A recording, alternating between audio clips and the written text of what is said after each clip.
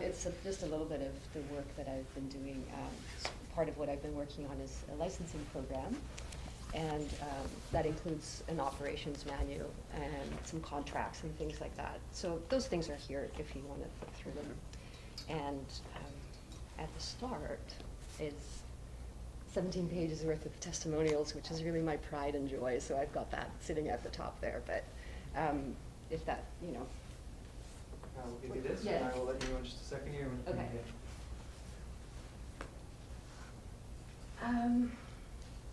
Yeah. Should I go on this side? You may begin. Okay. We'll get to this. I just wanted to have that slide up as we started. But what my company is a conscious freestyle dance event. It's called Dance Divine. The mission statement, I just wanted to share that with you. It's a conscious freestyle dance event that helps adults of all ages and abilities reconnect with their feelings, intuition, community, and source. A space where we graduate from structure and facilitation, practice listening, and responding to an authentic self, our own inner wise authority. So it's an unfacilitated freestyle dance event.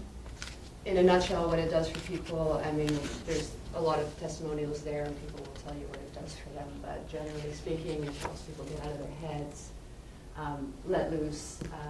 They can do so because they provide a safe and ethical environment where people are not going to feel judged or self-conscious about how they're moving or what they're choosing to express. It provides people an alternative way to pray and meditate, which a lot of people comment on. Not everybody wants to sit down in a lotus position when they meditate. Not everybody wants to go to church in order to connect with whatever source is for them. A lot of people think of it as a spiritual practice, or perceive it as a spiritual practice, so there's definitely that component for people as well. It's a way of practicing listening to the authentic self, as I mentioned, increases self-awareness. Connects the body, mind, and spirit, which is a strong component for people. There's a strong goodness factor to it, and it's a holistic approach to wellness and happiness and fitness.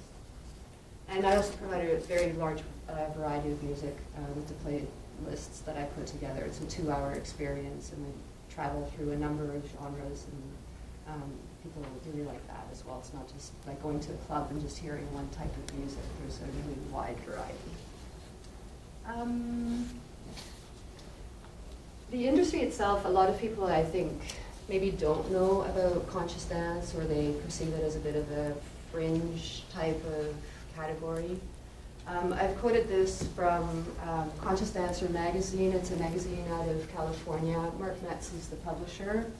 And every year he publishes 101 movement modalities, and it's a listing of 101 different conscious movement modalities. So there are a lot of different kinds of movement practices out there that all fall under the conscious dance umbrella. Now, what he's saying here is that, you know, you may be one of the many people who have the mistaken idea that conscious dance is a fringe activity, something obscure and isolated. But really, when you look at the explosion of new modalities and ecstatic dance worldwide, it's easy to see that movement is being performed across the cultural landscape. Body, mind, fitness is huge. Alcohol-free, barefoot, freestyle community dances can be found in almost every city. I'm on 105 Facebook groups for ecstatic dance alone. And many studios are opening nowadays towards movements or multi-arts. Dance is the next yoga is how one of the readers phrased it. And I think he actually got that from me, because I've been saying that for a long time. So yeah, just a few stats. Like, out of the 101, these are the ones that kind of float to the top, but it gives you a little bit of an idea of you know, the amount of conscious movement, conscious dance that's out there. 5 Rhythms probably being the most prevalent one. They've got hundreds of features worldwide. I didn't get the specific stats on how many countries and how many teachers. Biodanza, 2,500 teachers in primarily Europe and South America. Is that a cue for me? No. No. NIA, 7,500 teachers, 45 countries. Zumba, 60,000 classes. I mean, I don't know if you've ever looked him up, but he's a multi-billionaire now. It's a very simple licensing, fitness licensing business model. Belly Fit is a local success story. She's out of Victoria. She's started doing this last year. She's got 350 teachers already certified in North America. So it's a very successful business model, and people are coming up with their own fitness method or movement method, and then creating a licensing model, which is what I'm doing. In Vancouver here, the direct competition, we're behind the times. If you look at, for example, Portland, Oregon, they've got 3 events every night of the week with 50 to 70 people, 4 events on Sundays with 250 people. I don't know why we're so far behind, but it's coming, it's happening. This is what's here right now. Just Dance has been doing it for 20 years, but it's sort of a family-friendly, there's kids running around, it's an alcohol-free sort of thing. But, you know, been doing it for 20 years, they get 70 to 150 people. The rest are 5 rhythms primarily, about the same group size as what I get, and generally speaking, one class a week, and pretty much the same drop-in price point as what I'm offering. And there are one-off events in the city, but these are, you know, the ones that have been going strong so far. My business, there's 3 aspects to it. The conscious dance events, which I produce weekly, and I've been doing that for 5 years. Last year I completed the licensing program, so that's taking that fitness licensing model and saying, okay, I've got a method and a concept here, and I want to license that. I basically want to enable other people to start producing Dance Divine events in their community. And right now I'm in the process of putting this package together, which is the licensing program, but kind of deconstructed. I want to offer customized options for people. So the licensing program, there's a bit of a long-term commitment, and it's a kind of higher price point entry. So with the customized product options, you don't have to operate under the Dance Divine name. You can just, if you want to produce your own events, you could take my materials and my training and go and open up your own events. So I think that offers a lot more flexibility for people who might not want to necessarily buy into the Dance Divine name, but just want to still, make use of some of my music sets in particular, which people love. As a quick little overview of the business, weekly events since 2009, I average about 200 people a month. It's a part-time business. It operates 4 to 6 hours a week. That's it. Last year it earned $37,000. The annual growth has been very consistent, 15 to 25% every year. And that's my profit margin, 63 to 76%.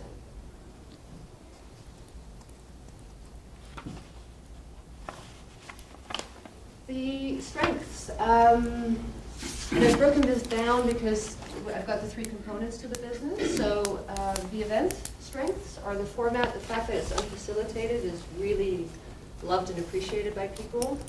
It's a very over-facilitated industry. Everybody's got a method and they're trying to teach you something. So I'm providing a space that there's no direction, there's no choreography, and nothing is being taught. And they're loving it. The music is one of the major strengths too. If you look through the testimonials there, you'll see a lot of feedback on the music, and it's the thing that I probably love the most. The licenses, some of the, I think the main strength that my licensing model offers in comparison to the other licensing models is that I offer territories, which is a little bit more, really? 1 minute left? Wow. Okay. I offer territories nobody else does. It's a very complete package, manuals, templates, playlists, and there's a lot of business support, which other licensing models don't offer any business support at all. The a la carte options, customization, and an entry-level price point. Weaknesses, I'm trying to move it out of the ecstatic dance. It's got a bit of a stigma to it. Conscious dance is a broader umbrella. I think that's going to work a lot better. A little bit behind on the resources, can't hire the professionals. That's kind of an internal thing that I'm working on. And for the licensees, the brand adherence is an issue for some. The higher price point and the long-term commitment is an issue for some in terms of the barrier for them. Opportunities, I wish I had more time to talk about this. I'm focusing on the secondary markets. Okay, that's Yeah. 10 minutes. Okay, My wow, apologies. that's Could we extremely fast. now move into the 7-minute question period? Okay, thanks, I'm sorry.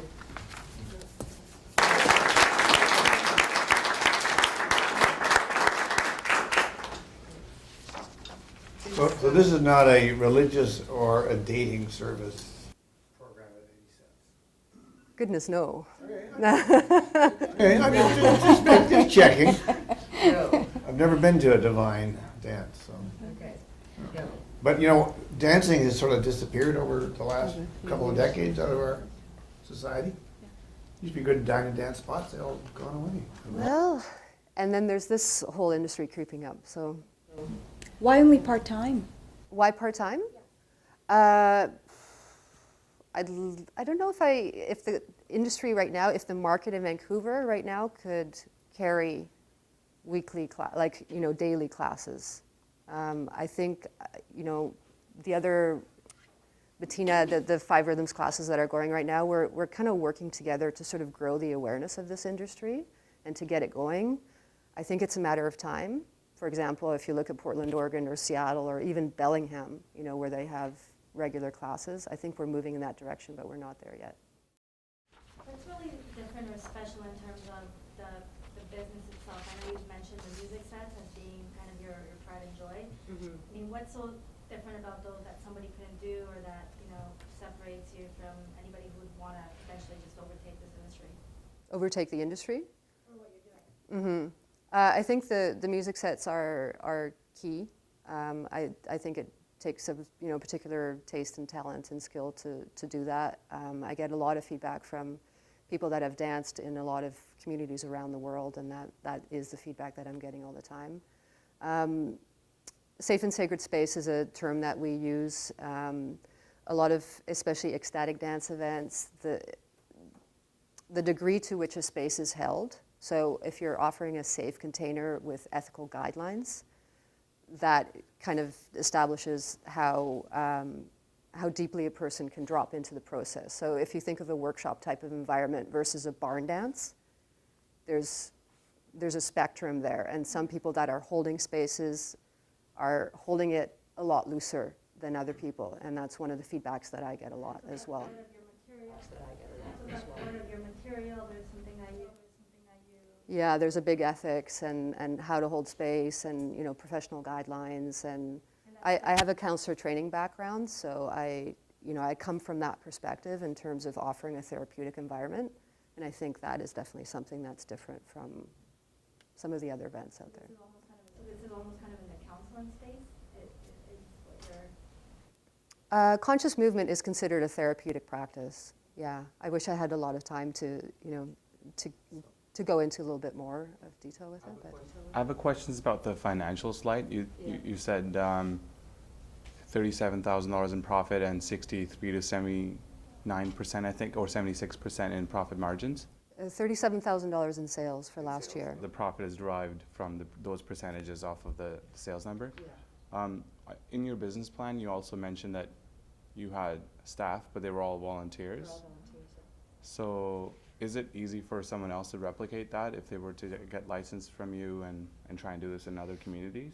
I think so. There are a lot of people that step on board with it because it's perceived as a service to the community by a lot of people as well. Ecstatic dance is a culture. It's been going on for 20 years. A lot of them don't charge, or they charge very little, or they have a policy of if you can't afford to, come in and dance, and it's sort of a community effort to put these together. I'm ruffling a few feathers in this community, in the ecstatic dance community, by bringing in a business model and starting to treat it as a business. But I'm okay with that, and I think there's a place for that. So I traditionally, there have always been people that have been wanting to step forward and support these types of events. And there's a good exchange with the crew too, because they get a lot of, if you want to be a licensee, you could be on crew for 6 months and basically you'd be learning essentially the training program for free. And there's an exchange of free dance for their time too. So it seems to work with people. And So how does the licensing component of your business work? Like, so you just describe that. So I volunteer for a bit, I learn the business a bit, then what? you don't have to volunteer. It's just a crew scenario. But if somebody says, okay, I live in Alberta and we don't have this out there, which happens a lot. I get people traveling through. So they say, you know, I'd really like to host events like this. But I don't have any experience, for example. So I say, okay, well then I've got the full package for you. As a Dance Divine licensee, I give you a training program. So they come to Vancouver, they spend a week with me. It's one-on-one or a small group, it's an option. We host a bunch of events together. I work through the operations manual with them. We cover all these issues of, you know, the ethics and the guidelines and sound systems and putting sets together and, you know, whatever there is involved with it. When they pass if they graduate from the training program, then we sign a, For that training? yeah, And how much it's do you pay? $2,100 for the week long, and that's a one-on-one. If they do a groups of 3, it's $1,500 Okay. per person.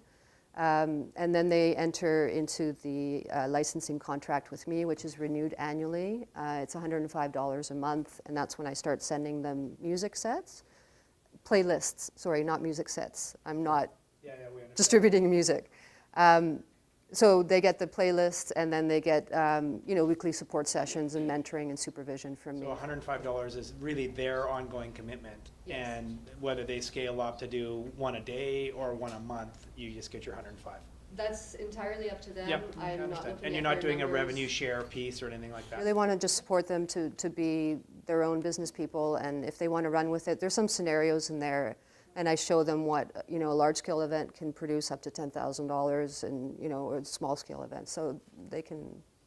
And how many licensees have you got so far? I don't have any yet. So I completed all of this work, like all of that work. This is in preparation for that, rolling out this component of your business, I guess? Yes. Yeah, that basically was completed in November of last year, and then I took a deep breath. That was actually my next question is, what would you do with the capital? What's your next step and what do you need money for? I need money.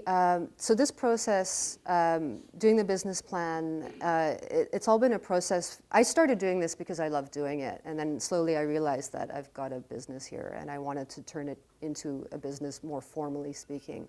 So in the last couple of years, I've been with the Embers program. Hi. And I've been working with a coach, and last year in the summer, we were just getting the financial statements, all these things that I really hadn't done yet. And part of that includes dealing with taxes and just getting caught up on those things. So the investment is actually for me to pay the GST that I owe for last year and the previous year. Yeah. So I need to catch up. I've got an accountant waiting for me.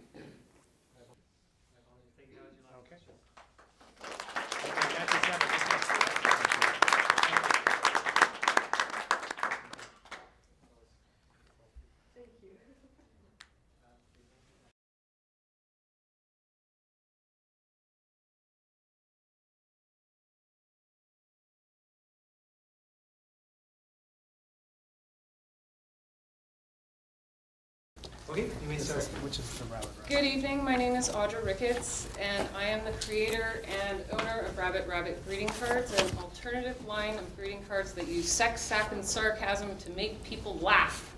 This is my headquarters. Just kidding. So, I don't know if you relate to this or not, but for those of you who don't know who Louis C.K. is, he is considered the greatest comedian ever. And if he isn't that, he is really hot right now. He's like the #1 dude right now. And I believe the reason why he is so hot is because he tells the truth. He takes what we all think and experience and he just says it. And that is what I believe Rabbit Rabbit Cards says and does as well. It talks about real life experiences, it makes you laugh, it validates your life, and it's funny. Started kind of by accident in my dark, damp basement studio 10 years ago. I wasn't trying to have a greeting card business, but someone found them and encouraged me to get them out there, and slowly over the years, I've been building the business. I have my cards in retailers in Vancouver, Seattle, Toronto, in Revelstoke, of all places, and on Vancouver Island. We have over 90 different designs. They sell between $4.95 to $6.50 retail, or you can buy little bulk packages for $20. So last year in Canada, 600 million greeting cards sold, if you can believe it. They're bought by women, and even though the e-card market is chewing away a little bit at the paper card industry, evidence shows, research shows that people still see it as an important exchange to give greeting cards to each other. Like, really, we have to do it. So this is my target customer, single-partnered women, ages 25 to 60, educated, that make $50,000 to $80,000 a year, and there's 600,000 of them just in Greater Vancouver. Imagine the amount of people, women in Portland and Seattle and San Francisco and LA, and I know they would sell very, very well, and there's lots of women there. And you're a woman. This is me! I can't buy one. So in 2010, I went to the National Stationery Show in New York City. It's the biggest social stationery show in North America, and Papyrus and Recycled Paper Greetings, which is the largest licensor in North America, came to my booth, and they loved Rabbit Rabbit so much that they signed me on and sold Rabbit Rabbit cards throughout Target in the United States. So these are the experts in this industry that saw that I had a mass appeal with my product. And yeah, excuse me. My future plans are to increase my online sales. I have an Etsy store and a website where you can buy cards, and we're using social media right now to drive people to my site. I want to lower production costs through mass printing, expand our brand through different merchandise like t-shirts, calendars, and mugs and other things. We've had national distributors very interested in us, but it takes capital to start the ball rolling. So it's something I'd like to revisit now. And then we also need to upgrade our website. So this is just, someone wrote this on Instagram recently, just a couple weeks ago. Every time I look at the Valentine's card I got, Bo, I can't help but giggle. Rabbit cards make the best cards in the world. Can you believe it? So anyways, I wrote her back and said thank you, and she said she stocked up the other day because they're all great. I couldn't just pick one. And the reason why I have this here is I do a lot of artisan markets, and a lot of women and men, some men, come and tell me that there just isn't anything out there that speaks for them. And it's crazy because if you go to London Drugs or Shoppers Drug Mart, there's hundreds and hundreds of cards there, and they aren't working for some reason. So Rabbit Rabbit provide an alternative to that. And there you have it. So these are some of my top sellers, and I put this here because I wrote the sister card 10 years ago, and it's my top selling card to date. So these designs sell over and over and over and over again. So there's a longevity, and also every year I introduce new greeting cards into the line, and we see what works and continue those, and whatever doesn't, you can discontinue. And so there's an unlimited creative potential with this particular product. When I do artisan markets, people, when they find my table, they flip out. Women are like crying because they're laughing so much, and it's just like something so unusual and shocking, and it's a wonderful experience. So I want to capture these, I'm blanking out now. I want to actually get video footage of people's reactions to the cards, and everybody knows now who doesn't click on videos all day long on Facebook and stuff. So I think it'd be a great way to market the business, get people to the website. We have a social media person that's pumping or putting stuff out about Rabbit Rabbit on Facebook, Instagram, and Twitter, and within 2 months we got 3 new clients and our sales went up 300%. I have a blog on my website, and we need to upgrade our website for retailers to order online more easily. So I've spent about 50 cents on per card. With high volume offset printing, it'll take my cost down to 10 cents. So for $1,000, I can get 10,000 units. these are just a few examples of merchandise that the designs could go on, and then we can sell them at a higher price at markets and in retailers to have a greater return. I thought the startup cost was $5,000, but it's roughly, this is what it would look like for me. And so I would take a big chunk of it and do mass printing. So a part of that would go towards our top sellers, so we can have big chunks of our top sellers that we know that sell really fast, and another portion will go to the slower selling cards. And another thing about having the mass printing is it is proven the way that I sell is in face-to-face in person works, and bringing product is even better. Retailers, and you would know it, are busy people. They have huge lists of things to do. When you show up with a product on hand, they can look and enjoy and laugh and be like, instant gratification. I can package their product right there and then and get my money and we're done. I want to upgrade my website so retailers can order more easily through my website, because I know I'm losing business because it's a little bit of a slow process right now. And invest a little bit into small runs of t-shirts, which I've been getting requests for years for t-shirts, and maybe mugs and calendars. So, this woman came to my table in December, and you probably can't read the card, but it says, "I'm effing full of inner wisdom." And she was like, I warned her before she came, just there's a little bit of naughty language here. And, but this person, Rabbit Cards isn't just for hipsters or edgy people or, lots of people love them, including this 90-year-old woman. Grandma. And she let me take her photo. So, thank you!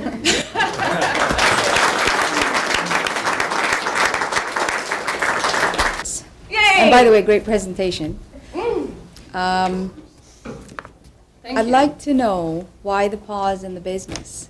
It appears that kind of took off 2006, bit of a pause, and then now you're kind of coming back.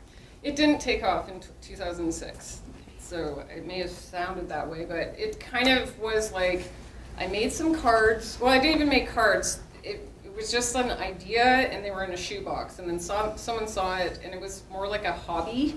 So I went to one market, and then I got one client, and I'm an artist, so I was doing acting and art, and it just sort of slowly, people started getting more and more interested in it, and then I was like, oh, I think I have a business.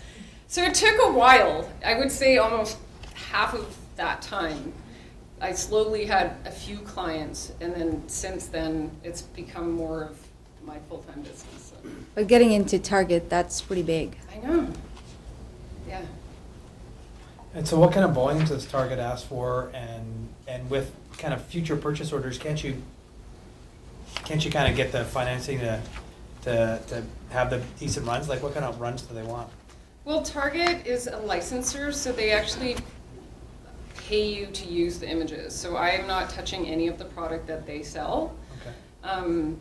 And unfortunately, it's kind of like being a rock star and having a huge record company behind you. You get like pennies per card that sells. So it was great for getting my product out there and having more visibility and growing that brand that way. But as far as the return goes, it wasn't that great. That's why I'm interested in trying to figure out how I can get either distribution through a Canadian distributor, and that would be where I would need capital, because you have to produce all the cards yourself and get it to them. And I don't actually know the exact numbers because they have reps all across Canada, so it would be a lot. And is Target selling them at the price points that you wanted them to be sold at? Because it's an American market, they are sold for much less. Yeah.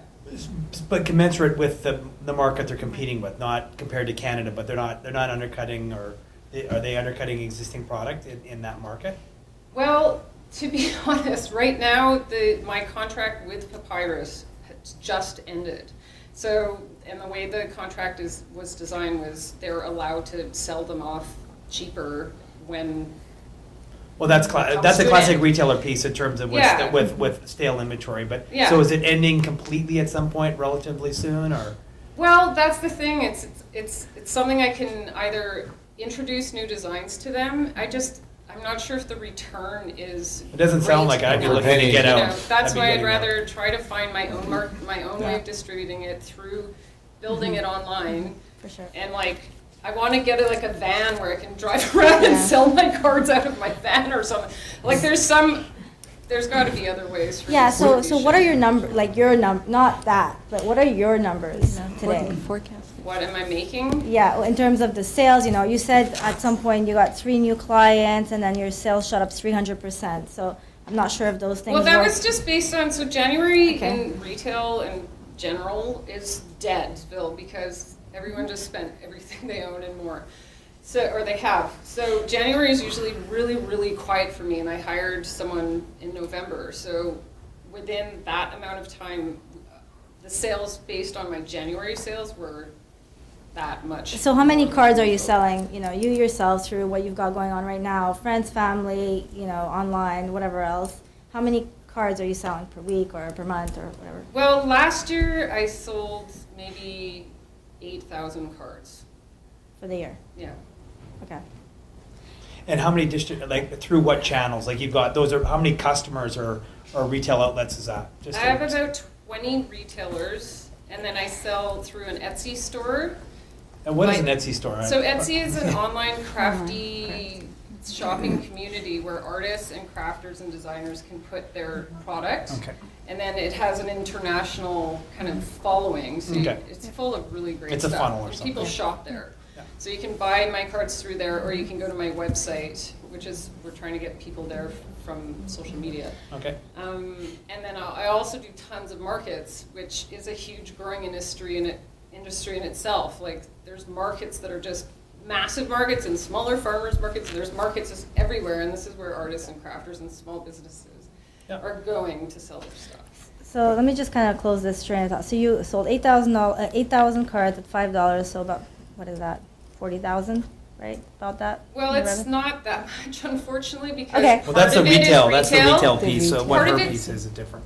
Yeah. 2/3 is retail, I'd say, but the markets, I'm doing more and more markets, so that's when and through my website, I'll make the full $5 back or whatever. Yeah, no, that's fine. I'm just trying to get to, if you got $5,000 tomorrow, how much more are you going to make return on that investment, right?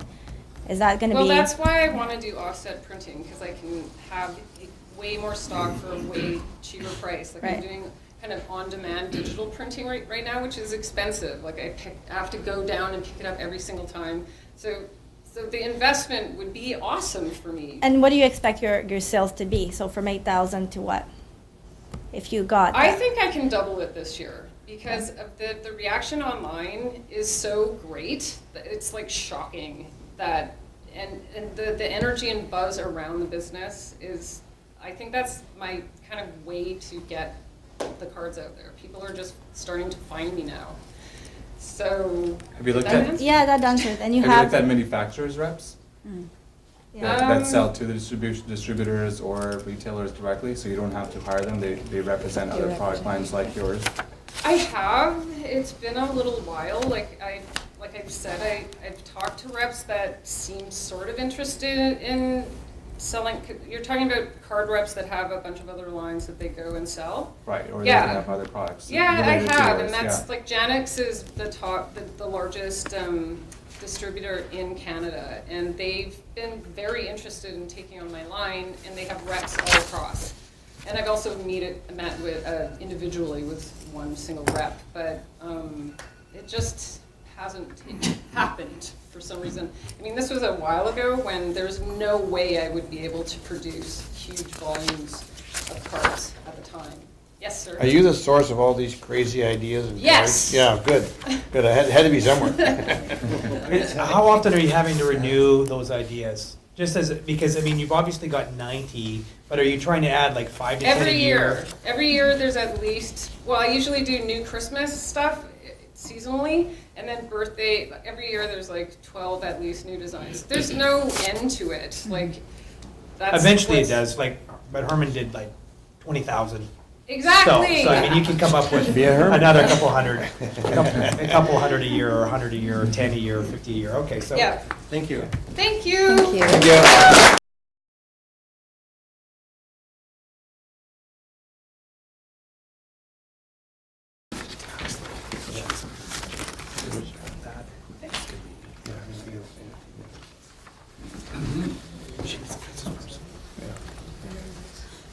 I'm gonna stay close to the table just in case I faint. Okay, after this presentation, we'll have a 15-minute break. Yeah.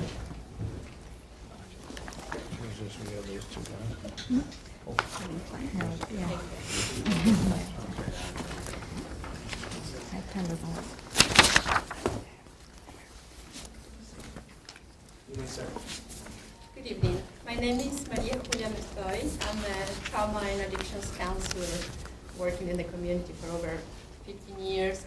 And I will be doing the presentation for Aquarela Group today. We will be looking in the agenda, an overview of the company, of the group, the SWOT analysis, the competitive analysis, business goals, strategies, investments, a summary, and we have time for you to ask some questions. Overview. Aquarela is a non-profit multidisciplinary group. We are a group of counselors and facilitators that decides to come together to put an integrated community program to support particular men and women, adults, in the path to healing for trauma. We offer a support program for women and men who experience repeated exposures to extreme violence. Our curriculum develops in the fields of education and counselor. We found out through research that integrated programs has better results. So although our program develops in the fields of services, but it combined the education and counselor fields as well. Well, it's an integrated program that supports healing from trauma. Why? To reduce the reenacting and repeating the trauma vortex and prevent individual polarization of belief systems. Huge words. But I will explain eventually what is it that we meant. SWOT analysis, our strengths. We have a client-centered approach. This is about the client. This is about the person who comes to our services.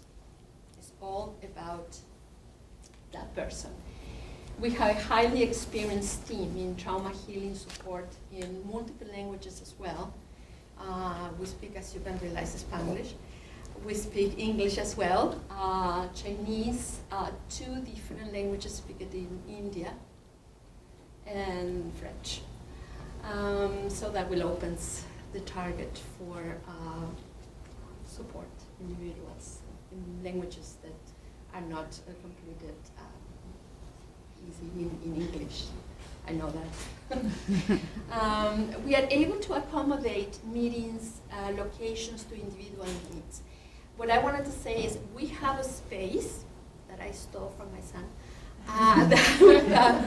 that we have a room for meetings. But we also will be able to go to other locations. I guess that they will provide a place for us. Why? Because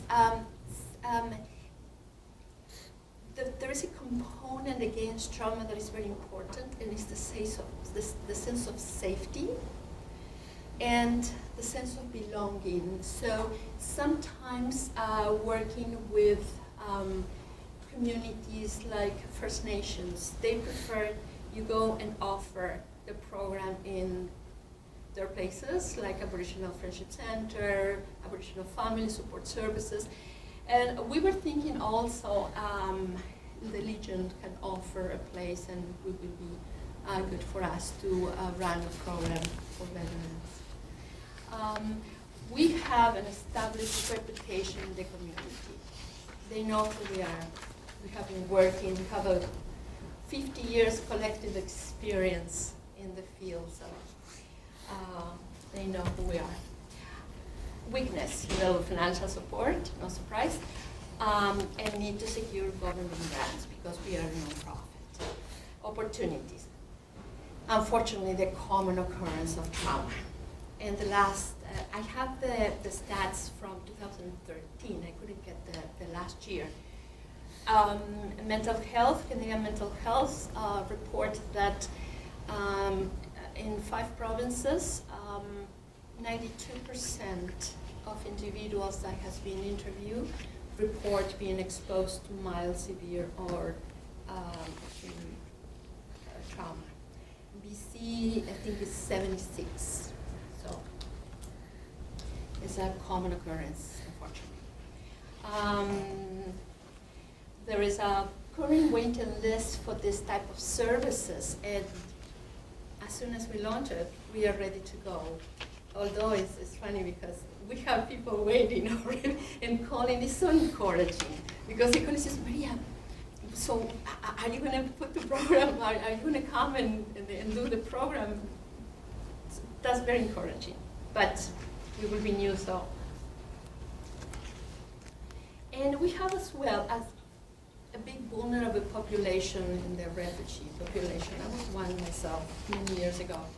And there is an yearly influx of refugees that are coming and welcoming to Canada, like I was.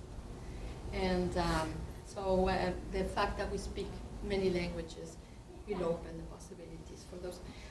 That reminds me that one of the counselors can speak Arabic. And threats, well, new government regulations that can fix these type of services. We follow best practice and all the regulations. We are registered as professionals, but there's also some regulation that might happen and could cause a threat. Competitive analysis, we have direct competition with government programs, but they are not offering in all the locations, and sometimes people doesn't want to go home. Sometimes when there are people that experience trauma, sometimes for them to get off bed and brush their teeth is a terrible job. And so they are not everywhere. And there is a long waiting list. Mm-hmm. So as an indirect competitive analysis, we have the community programs, but there is a time limitations. When we will offer a program in the morning and one in the evening, community programs are usually run from 10 to 5. And then the community place closed, and there's nothing in the evening. And there's people that work or go to school or have other activities within the day, so they prefer an evening meeting. And the consistency of fundings. Usually community programs are funded by government as well. And I know by experience, we know in the program by experience that sometimes with adjustments of budget, some programs are cut. Mm-hmm. So that they suffer the same threat that us. And private programs. Now here the cost is terrible. When we calculated that it will cost about $150 the whole 6 months that we will see in the client, the family, and we offer also support services to our coworkers. By law, of private one-to-one, to one person, counseling will cost $150, the cheapest. And also the competence, sometimes, this is my opinion, in counseling, not everything that works is good. Sometimes it could cause more damage than help. So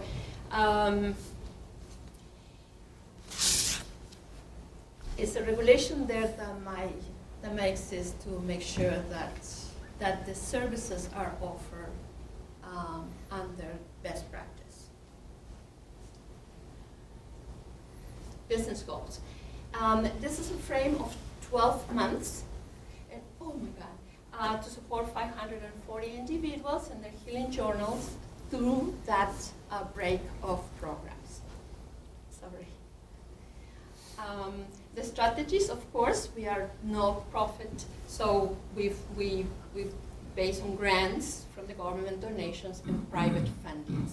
I can come back to the an investment is $85,000. We were very, very thorough, we're very cheap on the programs, but this is the minimum that we can run programs like that in a year. So summary, we offer healing support and reintegration using a client-centered approach for individuals and their families suffering from complex trauma. We support community initiatives to reduce the occurrence and the implications in the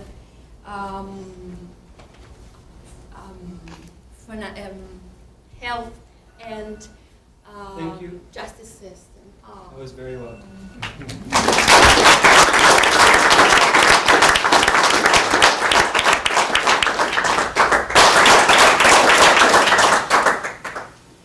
And I'm going to put the last one then.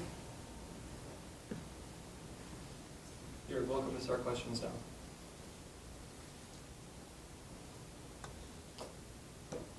So on that last note, you had $85,000 and it's all gonna get used up. Who's gonna supply this? And the government seems to have their own programs. Unless you do a heck of a job, the private group you're dealing with aren't probably gonna be able to pay it or won't be keen on paying it, because they maybe get it free through the government. Where's it gonna come from? We are a group of frontline workers. We know and we identify the needs in the community, and we are going to be targeting those ones specifically. There are three sources of money coming in. One, yes, is government grants. I spoke with community liaison agent from social services, and they will, for example, pay $65 per month per client that we take. That's fine, and that's the case, and we count with some donations and some But do you have a private s- support. Do you have a sense though of how that makeup's gonna go? I mean, do you have a goal of what you're targeting? Mhm. I mean, clearly the delivery of the service to an individual might be, and I'm just gonna make the number, I'll call it $900 for a year of whatever that delivery might be. Are you gonna get a third from private, a third from the patient, a third from government grants? Have you get a sense of that in terms of, because what you're getting out of the actual client is dramatically less than the cost of delivering the service? Yes, we aim to have it delivered in kind, so that it will no cost for the client. It's a usually vulnerable population that doesn't have enough access to fundings, and so we are planning to ask about a grant for I think it's $45,000. I think I included there, and then social services that will support us, plus some donations and some private donations as well. Why not? What is important that, I'm sorry, I know it's your time for questions, but I would like to say that we are a nonprofit. We don't have a business and we don't have money in the bank. It's vital and essential for us to access seed money to launch and deliver the programs that we want. Yeah. It just seems to me that, you need a lot more money than, $4,000 or $5,000, right? That was everybody told me. I'm such a cheap budgeter. I said, but everybody that have been seeing the process, you're going to need way more than that. Well, we did numbers. We did kind of numbers, but like I said, we were so cheap in doing the numbers. And I said, oh no, check on Walmart or check on this or check on that, that we have shrinking up to the penny sometimes. I'm sure you're right. But yeah, no, I mean, for me, similar to the other folks, I think I would like to see what the plan is for investment capital that comes in to do something a little different, but I would like to understand what the plan is for how we're gonna get this subsidized for it to be a viable, not business, but a sustainable use of your time and all these folks' time, right? So, for example, what have you invested so far of whose money? Well, we have a friend that down south, his lab. So we have the opportunity to buy a few things like projectors and tables and stuff very cheap. So we have some stuff to put together an office. And we rent already. We own the rent still, but we rent already a place. So we have a place that have an office and a place for delivery, the workshops.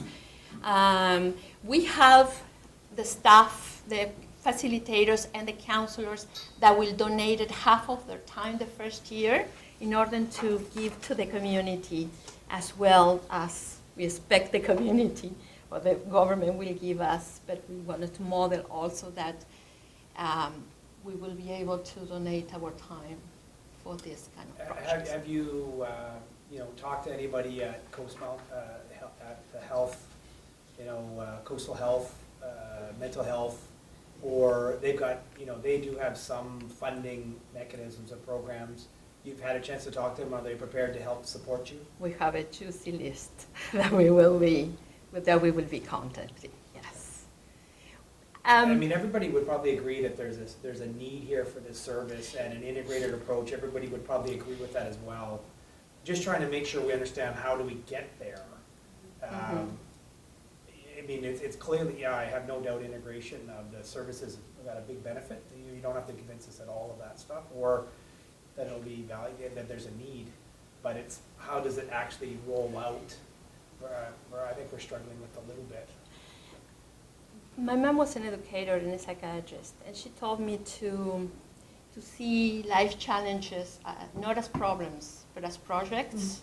So when I see the need in the necessity, in the lack of continuum of care, especially in the community, I don't see it as gaps or holes in the support system.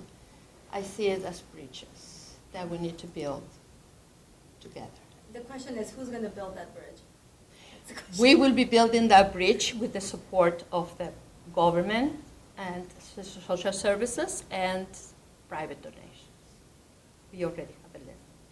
How likely are you to get the government grant and to bridge the gap from the few thousand you could get here to what you require, 85,000? How likely is it can you get it? Have you gotten it in the past? We have in the past a small grant What to did you run get? a program. Sorry? How much? It was $3,000. So how are you going to get the $80,000? With a good business plans, because in my start expenses, I cover the budget to present this to a business plan, somebody that I know how to counsel, but to pay a financial planner and a financial supporter in order to put this into numbers that the funding will understand. Thank you. My pleasure. Thank you very much.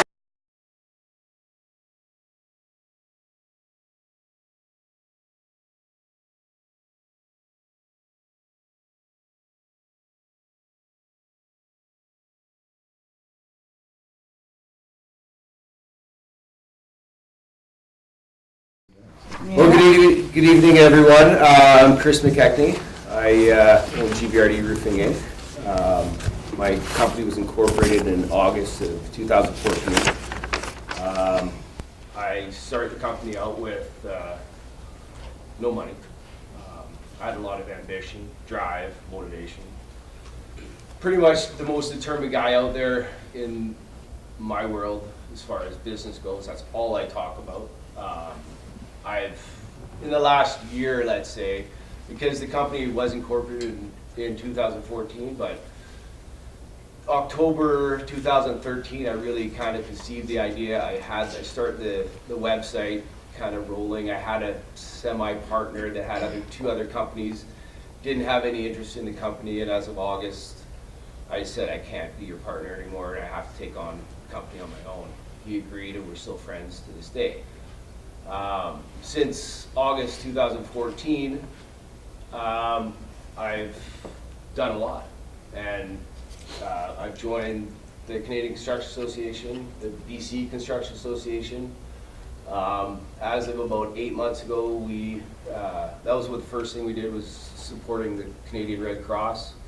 We donate a percentage of every roof we install to the Canadian Red Cross. I believe in giving back to the community. The BRCA is an awards program, as well as a program that helps companies learn, employees be able to have resources to learn, and it's a huge database for us, because with growth, you need jobs, you need potential tenders, and be able to, if I want to have salespeople, I believe, maybe 20–30% of the sales should come from me, the rest should come from them. I believe that, we will have sales. I have a gentleman, he's got he came in about a month ago, he's an actuary, very smart guy. He's kind of trying to build the company with, sales programs, sales binder. We've set up my office now in my garage, so we just, we have 4 computers there or whatever. At any given day, I have pretty much 20 estimates on my wall. The Better Business Bureau we joined. Since we've joined the Better Business Bureau, I've seen, and some of these other things, but I've seen, my conversions from my website go from, 2 or 3 calls a day to like 4 or 5, maybe 6 calls a day. So I think being involved in these associations is a big part of business, and it gives customers a bit more comfort in calling us, because they are assured that, they have someone else to talk to if there's an issue with their roof we install. Google Plus has been a big thing for me. I have 370,000 views on my Google Plus page. I'm very socially literate. This is what I do. I believe what I've done for my company. I basically base it as, my website's like this, my social media is another bubble around that, and then all the online business directories and stuff are around that. And I believe the bigger the bubble, the harder it is for your competitor to compete against you. I have on Google Plus, I got 14 5-star reviews. Yellow Pages, I don't use them. They don't give me any money. It's a waste of money. I'm actually in cahoots with them right now. Homestars, great company. I have 4 reviews on Homestars. I just paid for a membership with them, and they promised to get me another 10 reviews through the companies I have, or the clients I have. They want to get reviews. I have reviews on all these other ones here. Here's one of our roofs that we installed about 8 months ago. It's a metal roof on 27th and Jones. GVRD installs roofs. We install everything from metal, laminate, cedar, shingle, Duroid, and torch-on roofing, SPS systems, EPDM systems. We do a lot of repair work. That's a mainstay in a lot of the roofing companies in the winter months, with repairs, that kind of stuff. Customer service has been a huge thing for me. I am very active in my business. This is my business. I believe that customer service is number one, and I never waver for not answering a call or talking to someone or emailing someone saying this is where we're at with the job, sending them pictures. Very active with pictures and posting and showing people what we do and how we've done it, and making sure that we get a review, and we try. And I ask people, I say, I want an honest review at the end of the job. Let me know how we've done so I can improve. Innovation. Innovation is a lot of things. I believe innovation is is business in 2015. I mean, you have to be innovative. If you want to be seen and you want to make money and you want to be one of the top companies in your industry, you have to be innovative with online, with your customer service, how you treat people, your employees, how your employees are shown how to do things, how they are going to respect people, how they are dressed, how they get there, when they get there, when they leave, if at the end of the job, if the job is cleaned up, there's no cigarette butts, or all those things make a big difference. So for me to go there at the end of a job, make sure everything's done, is a big part. And clients tell me all the time, thank you so much for cleaning. That's a big part of us, We differentiate ourselves. I mean, we're a roofing company, and I guarantee every person has heard and seen kind of the way people perceive roofers. Roofers are, the drug addicts, the drunks, the kind of skittish-looking people. I hire guys based on what they look like, and it might be, a little bit wrong, but, they have a vehicle, they have, a family. I make sure that, these guys are clean-cut, professional, and have been doing roofing for, a long time. And I watch these guys. I make sure, you have to make sure your company is represented properly, and I believe I do my best at making sure everyone in my company represents me and what I believe. Internet marketing, I have 900 likes on my Facebook. Google for Business is a big thing for us.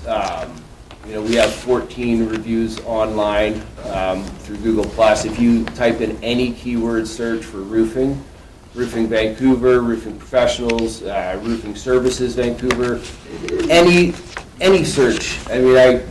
I dare you to get your phone and look up roofing Vancouver. You'll find me. It'll be Penfolds, Canby, and Envy. Penfolds, our competition, they have 65 trucks. Canby has 200 employees.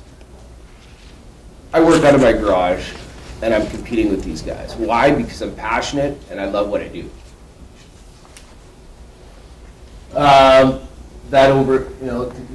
That's competitors. There are market opportunities. Well, there's over 1 million roofs in Vancouver. There's probably 30% of them need servicing or repair right now, or replacement. In the next 20 years, probably 500,000 roofs are going to need to be replaced, maybe more. And with growth, that's a big thing. Sales, our percentage of, if I sell a roof for $10,000, we need to make 50% markup on that. And if we don't, then I don't do it. And because we're getting so much work, I'm priced a little higher. Thank you, Chris. We'll now have a 7-minute questioning period. I forgot the future. That's okay. I think you were getting into it, but you said you were priced a little bit higher. Can you maybe talk a little bit about your price relative to your competitors and Sure. demand? Pricing and quality and service is a big thing. I've learned through repairing roofs that hiring the right people to do your roof is a big thing. Your roof, your home, is the biggest investment you have. So if you hire a guy and you go, well, this guy was $5,000 and this guy was $10,000, you hire the $5,000 guy, he forgets to do step flashing, or he doesn't do counter flashing around his chimney, or he has only 4 more bundles of shingles, so he starts spacing them really wide at the top of the roof, or he doesn't put proper ridge capping on, or he doesn't put proper ventilation in his roof.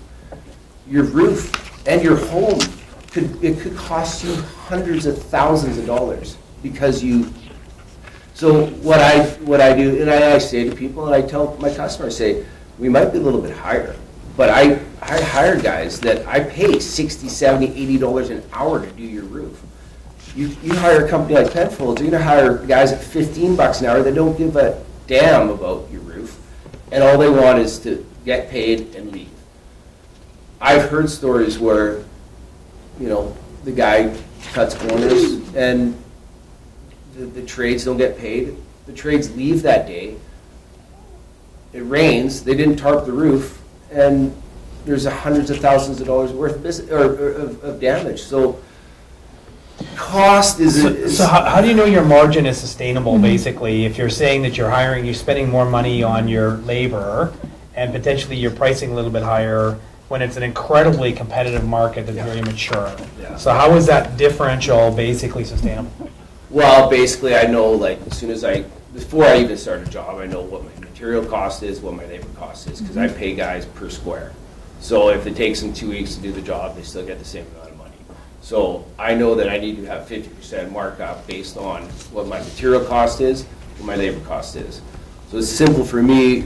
But what do you think your competitors are doing on that same basis? Well, I mean, I compete with Penfolds, and just the other day in West Van, my quote was $7,000.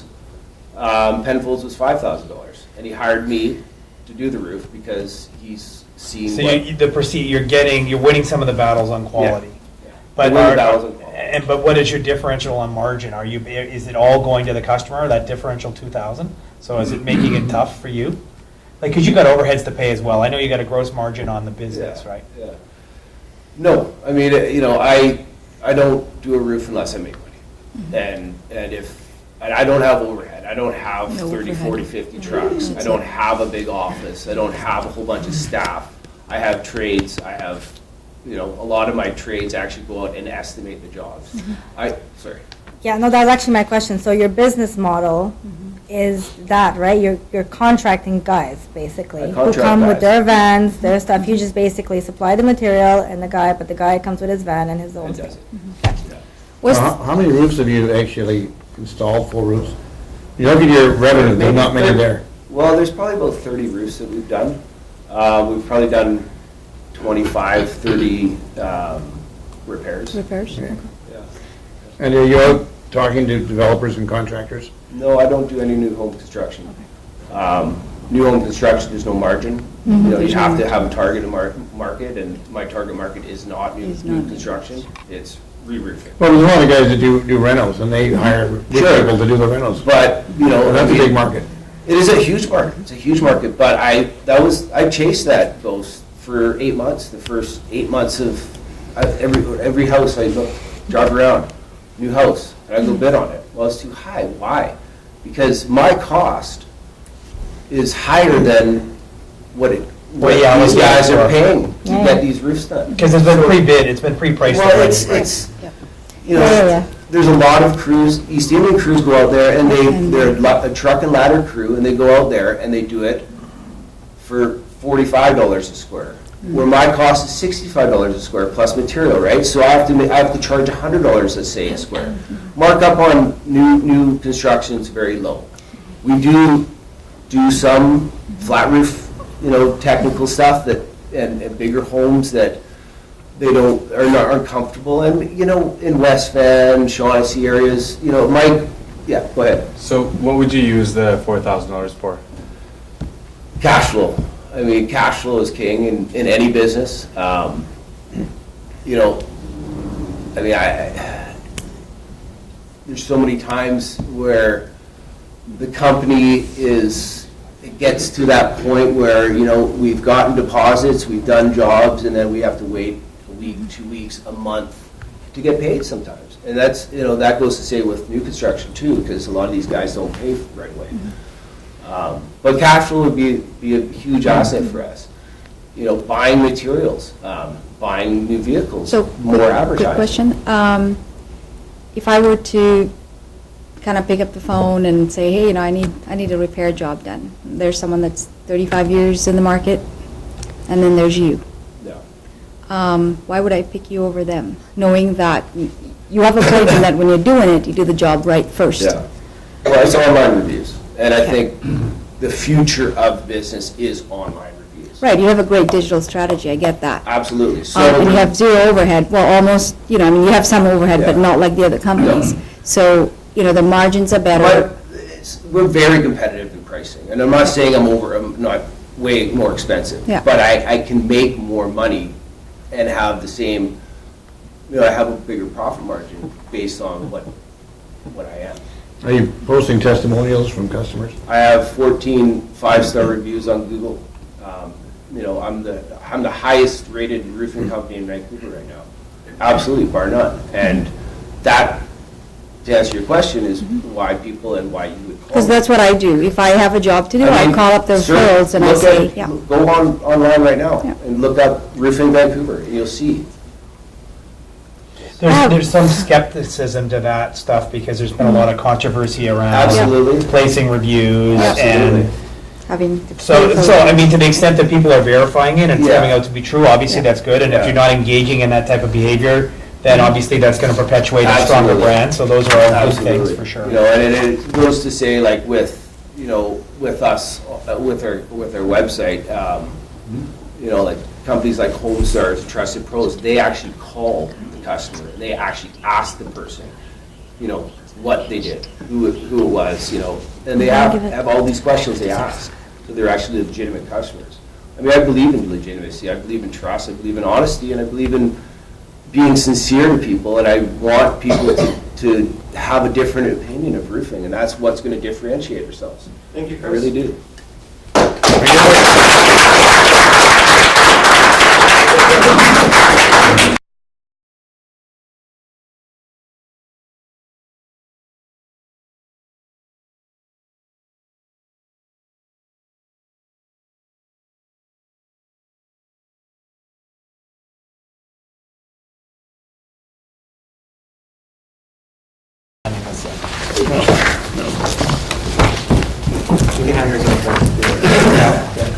I just wanted to say thank you for coming this evening, so I have a little gift for each of you. It's a nice tour.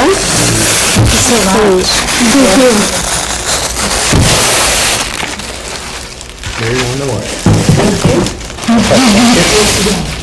That allowed? That allowed? That was the one. It's driving a lot of newer families and my target market to that area. My relationship with my artists is strong. They trust, we have a trusting relationship. They know that I will pay them on the 15th of every month. I give them inventory counts of what's sold, and we also provide quick receiving for the inventory that we receive. Building community, we do that twofold, actually many ways, but twofold. We have fiber arts classes in our store every second Saturday.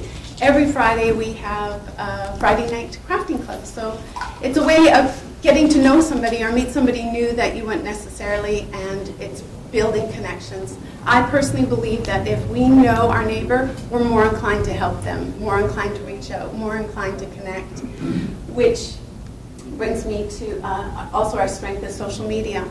So our weaknesses is staff turnover, which is experienced a lot in retail. So it's that learning curve that they have to learn, find their way. Underutilized CRM, customer relationship management. I have that in my retail program, but it hasn't been utilized, and I see a great potential there for tracking sales. I've had numerous setbacks with the website, so I would like to repair the shipping module on there and start to drive more sales there. So opportunities. Tracking customers' purchases will be a great way of letting them know when their favorite artist we have new inventory of that artist, if it's a painter. Loyalty program, which I think is great. We have a strong regular customers that come to the store. So being able to reward them for their loyalty is something that is of interest to me. And then continuing to build strategic alliances. I'm a member of the Vancouver Art Gallery as well as eWomen, so seeing how we can win-win, do some cross-promotion. Maybe there's another alliance out there that I would be better suited for. Threats. As I mentioned, there is a high-rise that is starting to be built sometime this year, so there's possibilities of road blockages or traffic diversion. Also, I believe through the City of Vancouver, Main and Broadway will have SkyTrain. So there's that to consider. Increased competition. I seem to have caught the wave or just on the wave of the shop local, buy local movement, and so there's more shops popping up all the time. Increased rent. Yay! Because this is such an awesome area to live, there's potential for our landlords to increase the rent. And not just incrementally, but quite drastically, which leads me to gentrification of the neighborhood. There's great concern with other retailers on Main Street that we will go the way of Robson or 4th Avenue, and all the independent owners and shops get squeezed right out. And I love Main Street, and I love commercial, and I think those are like the souls of the city. I love it. And then theft. Unfortunately, theft is a reality. And 2 weekends ago, we had about $1,000 in theft. So it's, getting cameras and finding ways to curb that. So my competitive analysis. I've chosen only 2 to talk about out of the 6 that I wrote in the business plan. 1910 is on Main Street. I would say that's their strength because Main Street is very popular right now. And they have a similar selection to inventory that I carry, and some of the same artists that I carry in the store. Their weakness is that they're pretty young still. They're only about a couple years old, and their space is small. And my favorite bittersweet competition is brick and mortar living. Their strengths is they have a very strong social media following. They do a lot of their sales on Instagram and on Pinterest. They have a very similar scope to mine. As a matter of fact, half that inventory in that picture right there is also what I carry in my store. Their weakness is their location. And I say that because they're in New Westminster. New Westminster had some setbacks recently, but the EDO and the mayor, they're really working at redeveloping that area so that weakness can eventually be turned into a strength for them. And they do not have an online store. It's still under construction, so I see that as their weakness as well. So the overview. This is 3 of the artists. So I do spotlight 3 artists for a 2-month period, and we kick that off with a party. And the artists donate a gift for the event. So a viable business model, yes, I believe it is viable. Because I see my sales increasing over the last 4 years. Impact to the community. It has a very strong impact to the community. I have customers that will come in and share what their day is like, or they need to get a hug, or they will come to the store because they always find that unique one-of-a-kind gift for that unique one-of-a-kind person in their life. And impact on the artists. That's my driving force, is to shift the paradigm of starving artist to thriving artist. And I see the impact on them because I've had artists come to me and say that they are now able to quit their day job and dedicate their time full-time to what they love to do. So my business goals, to make in sales $30,000 a month. That would cover all my hard costs. To increase my monthly online sales 100%. That sounds big, but I'm only doing 1 a month right now, so woohoo! I would like to attain first place in the Best of Vancouver's Georgia Straits Best Sustainable Gifts and Goods category. I've gotten runner-up 4 years in a row. This is my year. And last but not least is finally to pay myself. Right now I've been investing in the business for what I believe. So my strategy, how am I going to get there? How am I going to make those numbers? I am researching incentive programs or models for staff to sell. I will fix the shipping module on my online store so that it's ease with sales. We'll have 1 employee dedicated to the website so that they can ensure that, thank you. I will increase community awareness. I will stay the course, what I've done so far on sales, because I know it's working. So if I have an opportunity for investment, when I have the opportunity for investment into the store, I will get a new computer dedicated to the online sales, and then it will help with overflow or in crazy sales that we have in November through December. And I will get cameras for the security purposes to monitor theft, reduce our theft. So, in summary, I want to save the world by shifting the paradigm of starving artist to thriving artist. Prove that this is a viable business model. My impact on the community, continue that, and my impact on artists. So I'm going to leave you with one last thought. Thank you. I believe our soul dies when we do not honor the art it's meant to express. Thank you.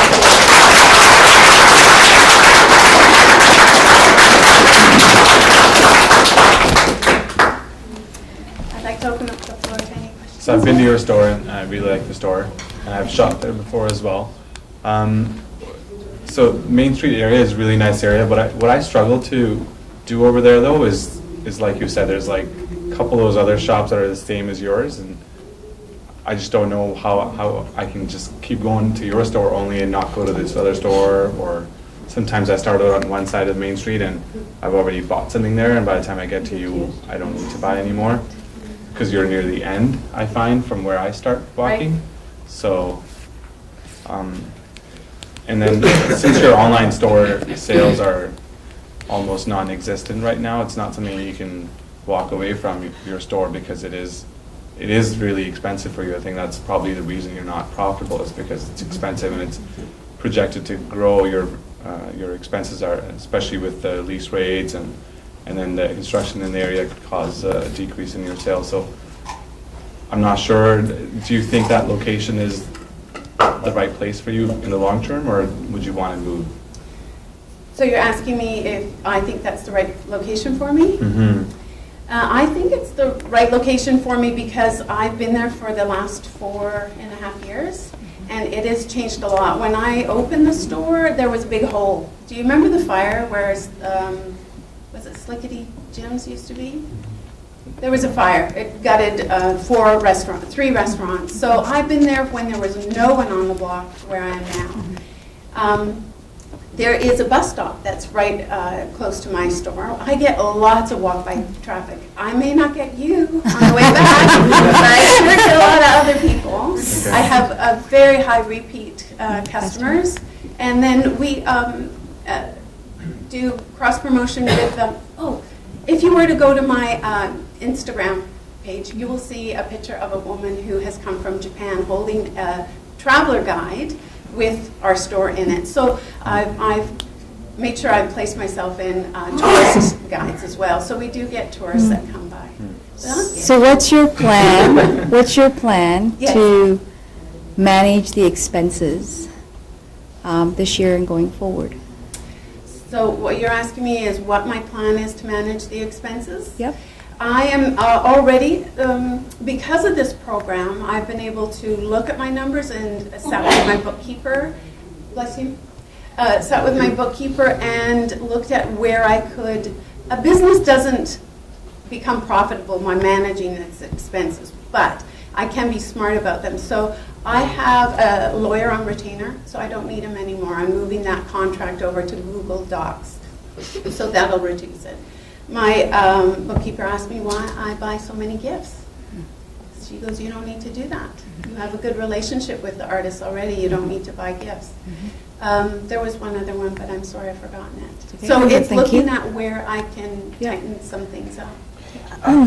The retail is notorious for having issues with turnover of employees, and theft is very prevalent. Where is the theft coming from? Is it coming from employees? Is it coming from just people walking in the store and walking out with stuff? Like what's the plan kind of to do with that? Because that's very expensive for you, right? It is very expensive. So what you're asking me is how I'm going to manage theft? Yeah. And is it employee related?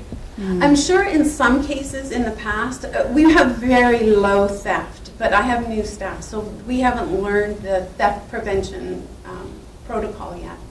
So this past theft of $1,000, I believe it was a tag team that came in. One guy came in appearing really drunk. Another one came in and took a whole chunk of prints and leather. Now, the only reason I know that that had happened, because it would have shown up when we did inventory count on another day, is because one of my past employees taking the SkyTrain at Commercial walked past and texted me immediately, have you had a theft? Because Brandy Mash's prints, April LaSure's prints, and Some of the high-end prints were gone, basically. yeah, yeah. And I was gutted. I went down there and we've got a police report open and we contacted the artist and said, look, how shall we handle this? Because it's a consignment model. It's not I don't buy wholesale, it's a consignment model. Now, you're going on a new relationship with your artist, so here's working on the revenue side. I mean, you had 4 years of losses, great substantial losses, so Yeah. you need a big turnaround here. Yes, Otherwise, you're down. yes. So, and maybe it's the artist that can help you by, well, you'll get more of their piece.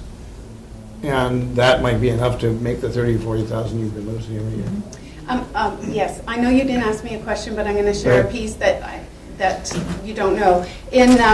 I knew for the last 2 years that I had to switch the consignment model from 60-40 split, where 60 was going to the artist, to 50-50. I did that in November of this year, November 15th, and so already I'm seeing a benefit from that. Is it enough, though? Is it going to be enough? Because, I mean, you can save the world, but if you can't basically keep the lights on, all those artists aren't getting to sell their stuff. Or, to some degree, they're going to basically take advantage of this distribution channel as long as they can, and then they'll just continue to sell down the street when you go under. Yes. As horrible as that sounds. No, it's a but, reality. I mean, avoid that, so you basically, because you're basically fighting this yourself by not paying a salary and then suffering the losses. Yes, so what was your question? Well, is it enough? Like, how do you know Yes. that that's enough? That, I mean, what is the margin for, like, if you look at the galleries around town, there's tons of private galleries Yeah. on Granville and Broadway, Yeah. right? What's their model? Are they 50-50? Are they 1/3, 2/3? Are There's they- 60-40 reverse, where the gallery gets 60%. Where, Well, that's what I'm kind of getting at, right? yeah, I would like to There's a reason for resist. that. Even though I had, what I did in October is I sent a letter out to all the artists to let them know what was coming.